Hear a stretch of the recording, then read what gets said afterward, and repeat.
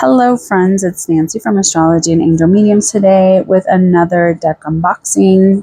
Today I have the Seasons of the Witch Lammas Oracle by Lorriane Anderson and Juliet Diaz, and also illustrated by Tijana Lukovic, I think is how you pronounce her name. So this is going to be the seventh of this kind of collection that they've been putting out for the different Sabbats and SBATs. It seems like they are going to try to create the wheel of the year. I can't even talk today. For those that kind of follow that path or kind of follow the wheel of the year. So you'll have a deck that kind of goes with each of those Sabbats. So here we have, again, the Lammas Oracle, which Lammas should be coming up soon. And so it's very much about, understanding that this deck also has 44 cards. It has that guidebook that is usually full color. It has a wonderful inclusion of all of the information that you would possibly want to kind of connect with the Oracle. And this is published by Rockpool Publishing. So this is standard kind of publishing or published deck that I've seen from Rockpool. The same quality, the nice little box, beautiful detailing, nothing too crazy. I do love that this is green. I love the color green, so I am partial to anything that's green. So a nice sturdy box, like we would expect from most mass-produced or mass-published decks. We have a full color guidebook. So here we have, kind of explaining what Lammas does, or the, kind of essentially what you want to celebrate when we're talking about Lammas. So essentially, Lammas is telling you to focus on abundance and blessings and cleansing. And so here we are just kind of looking. The previous deck that I have done an unboxing for was the Letha Oracle of the Seasons of the Witch. And so this is like the next kind of Sabbath that happens. So I think it's really interesting. I love that they do the full color guidebooks. And there's always kind of an instruction guide on how to use the deck and how to kind of tune into the energy of it. There's a Lammas card spread. And then there's also, other little spreads that they've created that kind of play well with the deck. And I just love all the little illustrations and the additions of these fun things. So again, here we go, where we can kind of look at how much is kind of input for each of the card meanings. So there's always going to be the Oracle card kind of also added into the guidebook, which I think is nice. And it gives you a little bit of information, as well as some good little like keywords if that's something that you prefer a little bit more, with the really super cute illustration. So it's a really well thought out guidebook. I have noticed that with all of the other editions of this deck, or these decks, these Seasons of the Witch decks, they all have a lot of really wonderful information, and they kind of allow you to really tune in. Some of these have journaling prompts. Some will have like recommendations. So like here we have community service acts to kind of help you see how you can show up for community. There's some that will have like, this is protection bath ritual. So it's just really nice to look and have a little bit of that connection if you are someone that is a practicing witch or wanting to kind of expand on some of your practices. These decks are really nice for helping you connect to the energy of that Sabbath and kind of connecting a little bit more to that energy.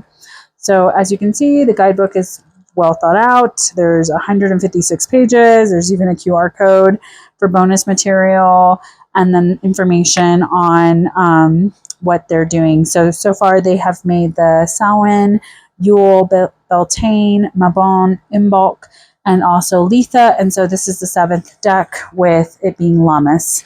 So I wonder what deck they're going to put together next, or if they're just going to follow the wheel of the year now and see what the next deck is. So beautiful, beautiful colors.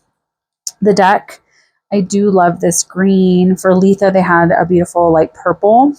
So I'm loving this kind of like gold green, very warm green. Beautiful little like sunflowers with the moon on the back of the cards, which is also like reversible.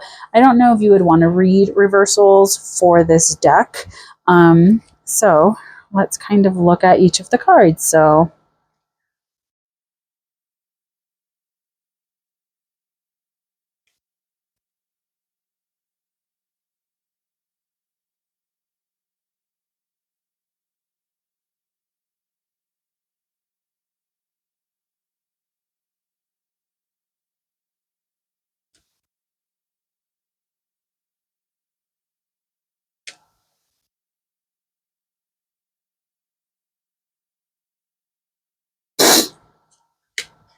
sorry, my allergies are crazy. So I'm going to try not to sniffle too much.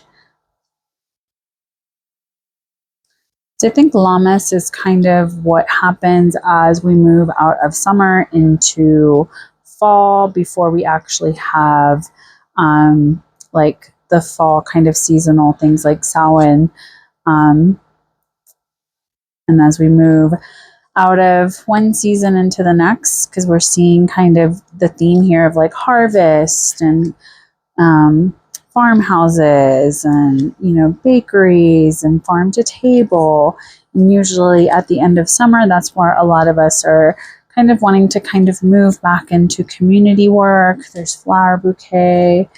And so I think it really is very much that kind of energy of taking everything that we've done, all of our hard work, the warmth, and kind of preparing for winter as we kind of move into the next phase.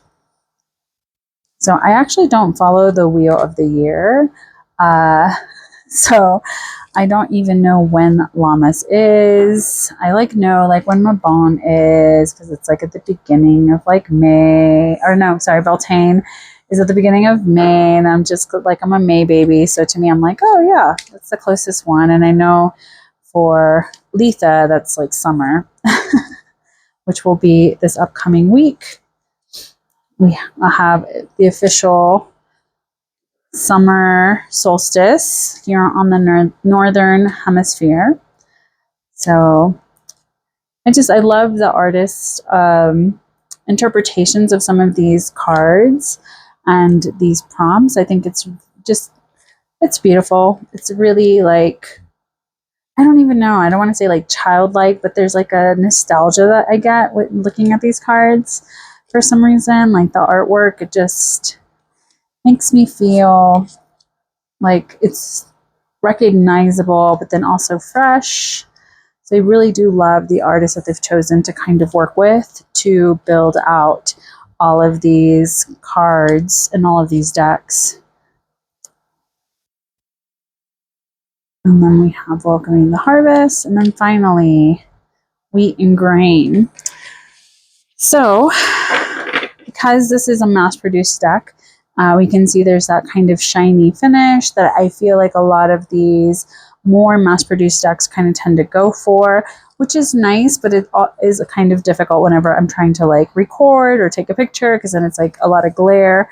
But other than that, I think it's beautiful. I love the little like green gold edges.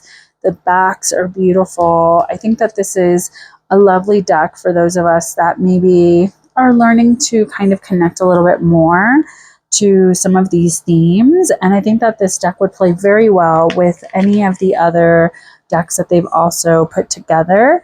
So let me know what card you really like. Do you usually celebrate Lammas? Is that something that you have ever even thought to enjoy and connect with? Is this a deck that you would get? So let me know down below. I would love to hear your thoughts. And as always, I just want to say thank you for joining me. Please take care, stay safe, and as always, make good choices. Bye.